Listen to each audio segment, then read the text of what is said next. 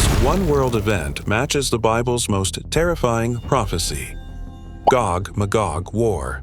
The Gog Magog War is one of the most mysterious prophecies in the Bible. Found in Ezekiel 38 and 39, it describes a massive invasion of Israel by a powerful force from the far north, joined by multiple nations. You will be shocked when you find out 10 reasons evidence points to one nation: Russia. What is our first sign? The geographical match. Our first sign takes us back to the original Hebrew text of Ezekiel 38, verse 2, where God tells the prophet to prophesy against Gog, of the land of Magog, the chief prince of Meshech and Tubal. Now, here's where it gets fascinating.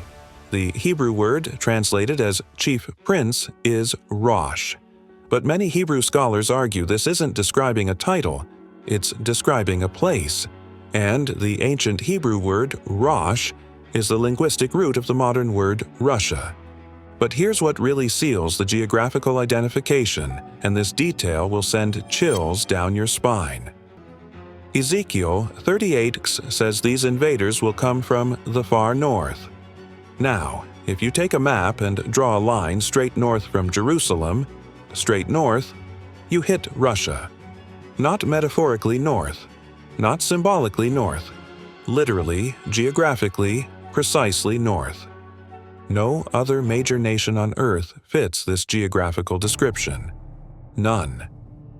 But geography alone, as compelling as it is just the first sign. Because when you examine the military coalition that Ezekiel describes, you'll discover something that should terrify every person on this planet. The nations allied with Russia in this prophecy are the exact same nations forming military alliances with Russia today. And what they're planning together will make every previous war in human history look like a playground fight. Sign 2. The massive military coalition. Ezekiel 38:5-6 gives us the complete roster of nations that will join Russia in this invasion. Persia, Ethiopia, and Libya are with them, all of them with shield and helmet, Gomer and all its troops, the house of Togarmah from the far north and all its troops. Many people are with you. Now, let me translate these ancient names into their modern equivalents and prepare to be shocked by what's happening right now in international politics. Persia is modern-day Iran. Ethiopia, in Ezekiel's time, referred to the region of modern Sudan. Libya is still Libya. Gomer represents Turkey, and Togarmah refers to the regions of Armenia and southern Russia. So the coalition described in this 2,600-year-old prophecy consists of Russia, Iran, Turkey, Sudan. Now here's what should terrify you. These exact nations are forming military alliances right now. Russia and Iran have signed comprehensive military cooperation agreements. When you combine their military capabilities, you're looking at the largest conventional invasion force ever assembled in human history. Turkey offers NATO-level military technology and the second-largest army in the NATO alliance. But here's what's truly chilling about this alliance. They all have one common enemy. One shared target that unites them despite their historical differences. And that target is exactly where Ezekiel said they would attack. Sign 3. The target: Israel dwelling safely. Ezekiel 38:8-11 describes the target of this massive invasion in terms that seemed impossible when the prophecy was written. After many days you will be visited. In the latter years you will come into the land of those brought back from the sword and gathered from many people on the mountains of Israel, which had long been desolate. They were brought out of the nations, and now all of them dwell safely. When Ezekiel wrote these words, Israel didn't exist. The Jewish people were in exile in Babylon. Jerusalem was destroyed. The idea that Israel would ever be brought back from the sword and gathered from many people seemed like fantasy. But then came May 14th, 1948. Israel was reborn as a nation after 1,878 years of exile. Jews were literally gathered from many people, from over 100 nations around the world. They returned to mountains that had long been desolate and rebuilt them into one of the most prosperous nations on earth. But here's the specific detail that proves we're living in the prophetic timeline. Ezekiel says they will be dwelling safely. The Hebrew word used here means securely, confidently, without fear. Not just militarily safe, but psychologically secure, feeling so safe that they've let their guard down. Now, you might think, how can Israel be dwelling safely? They're surrounded by enemies who want to destroy them. But look at Israel today. They have the most advanced military in the Middle East. Their economy is booming. Their technology sector rivals Silicon Valley. They've signed peace agreements with former enemies through the Abraham Accords. For the first time in Israel's modern history, many Israelis feel genuinely secure. They're planning for the future, building businesses, having children, living as if peace is possible. And the motivation for this attack isn't military conquest or religious ideology. It's something much more practical, much more immediate. Sign 4, the economic motivation, to take spoil. Ezekiel 38:12-13 reveals the true motivation behind this invasion, and it's not what most people expect. To take plunder and to take booty, to stretch out your hand against the waste places that are again inhabited, and against a people gathered from the nations, who have acquired livestock and goods, who dwell in the midst of the land. Sheba, Dedan, the merchants of Tarshish, and all their young lions will say to you, have you come to take plunder? Have you gathered your army to take booty, to carry away silver and gold, to take away livestock and goods, to take great plunder? The invasion isn't religiously motivated. It's economically motivated. Russia and its allies are coming to take spoil, to take booty, to steal silver and gold. Now, when Ezekiel wrote this prophecy, Israel was a barren wasteland. There was nothing there worth stealing. No resources, no wealth, no strategic value. But today, Israel is sitting on wealth that most people can't even comprehend. In 2009, massive natural gas reserves were discovered off Israel's Mediterranean coast. The Tamar field alone contains over 10 trillion cubic feet of natural gas. The Leviathan field contains an estimated 22 trillion cubic feet. But that's just the beginning. In 2015, significant oil reserves were discovered in the Golan Heights. Some estimates suggest Israel could become energy independent and a major energy exporter within the next decade. Then there's Israel's technological wealth. Israeli companies have created innovations worth hundreds of billions of dollars. Military technology, cybersecurity, medical devices, agricultural techniques. Israel has become the world's innovation hub. Add to this Israel's strategic location controlling trade routes between Europe, Asia, and Africa, and you're looking at a nation sitting on wealth worth trillions of dollars. Now here's where this gets terrifying from a geopolitical standpoint. Russia's economy is collapsing under international sanctions. Iran's economy has been crippled by sanctions for decades. Turkey is facing severe economic instability. Sudan and Libya are failed states desperate for resources. This coalition of nations isn't just militarily aligned, they're economically desperate. Which brings us to the timing of this invasion, and sign number 5 will shock you because it describes exactly when Russia will have the perfect opportunity to strike. Sign 5, the divine timing.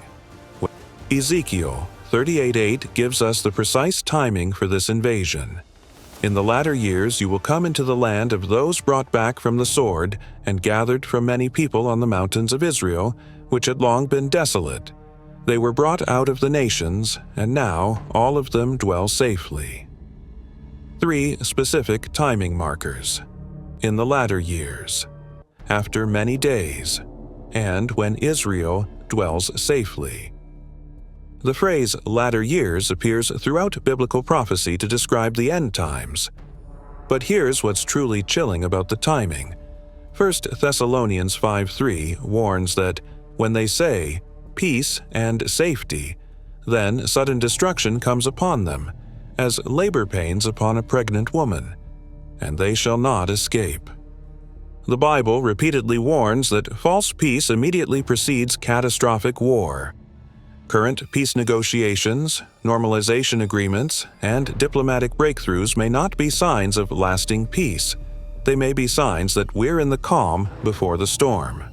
But here's what makes the timing even more precise. And this will sound impossible until you understand what's really happening behind the scenes in Russian leadership. Sign 6. The hooks in your jaws. Divine compulsion. Ezekiel 38:4 contains one of the most mysterious and terrifying aspects of this prophecy. I will turn you around, put hooks in your jaws, and lead you out, with all your army, horses and horsemen, all splendidly clothed, a great company with bucklers and shields, all of them handling swords. God himself will put hooks in Gog's jaws and compel this invasion. This suggests that Russia won't invade Israel because it's strategically wise. They'll invade because they're supernaturally compelled to do so, driven by forces beyond rational calculation. Economic sanctions won't stop it. International pressure won't stop it. If God is putting hooks in Gog's jaws, then this invasion is inevitable. Which brings us to sign number 7. And this is where the prophecy becomes so specific, so technologically precise, that it could only be describing weapons that exist right now. Sign 7. The weapons of destruction. Fire and brimstone. Ezekiel 38:22 describes God's supernatural intervention to stop the Gog Magog invasion. And I will bring him to judgment with pestilence and bloodshed. I will rain down on him, on his troops, and on the many peoples who are with him, flooding rain, great hailstones, fire, and brimstone. Now, when Ezekiel wrote this 2,600 years ago, he was trying to describe weapons and destruction that wouldn't exist for millennia. He had to use the vocabulary available to him: fire and brimstone, great hailstones, flooding rain. But what if these aren't metaphorical descriptions? What if Ezekiel was trying to describe nuclear warfare using ancient language? But instead of Israel launching nuclear weapons, God supernaturally turns Russia's own nuclear arsenal against them. The fire and brimstone comes from heaven, but it originates from Russian weapons turned back on Russian forces. This isn't science fiction. Russian nuclear doctrine includes the use of tactical nuclear weapons on battlefields.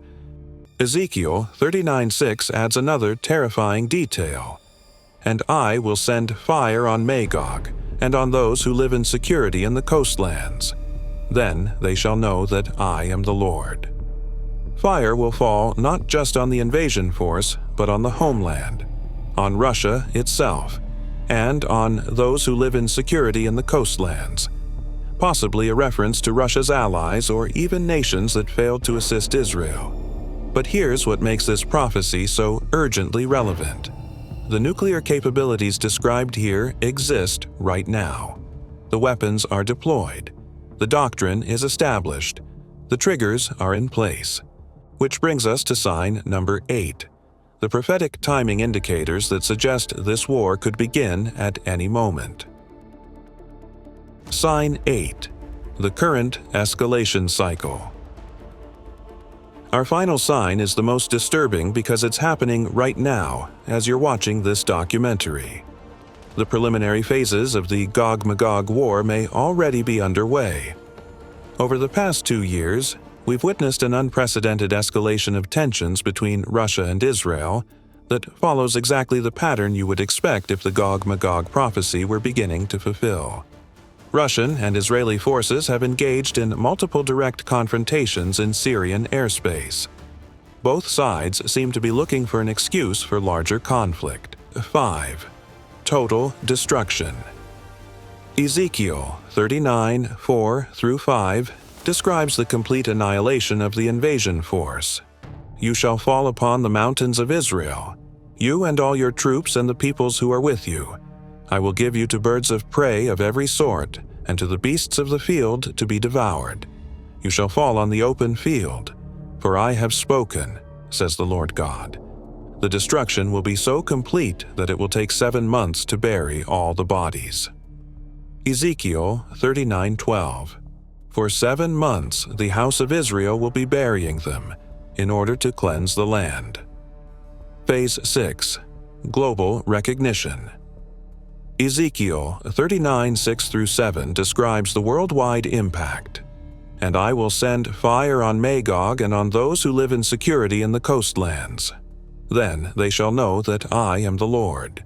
So I will make my holy name known in the midst of my people Israel, and I will not let them pollute my holy name any more. Then the nations shall know that I am the Lord, the Holy One in Israel. The supernatural destruction of this invasion will be so dramatic, so undeniable, that the entire world will be forced to acknowledge God's existence and power. But here's what makes this prophecy so urgent for our time. Once this war begins, there's no stopping it. The coalition will be supernaturally compelled to invade. Israel will be supernaturally protected. The enemies of Israel will be supernaturally destroyed. And the world will never be the same. But what does this mean for you? First, understand that we're living in the most significant time in human history. For 2,600 years, the Gog Magog prophecy seemed impossible. Ancient tribal names from forgotten civilizations, military coalitions that made no sense, an Israel that didn't exist attacking enemies with weapons that hadn't been invented. Today, every detail is falling into place with supernatural precision.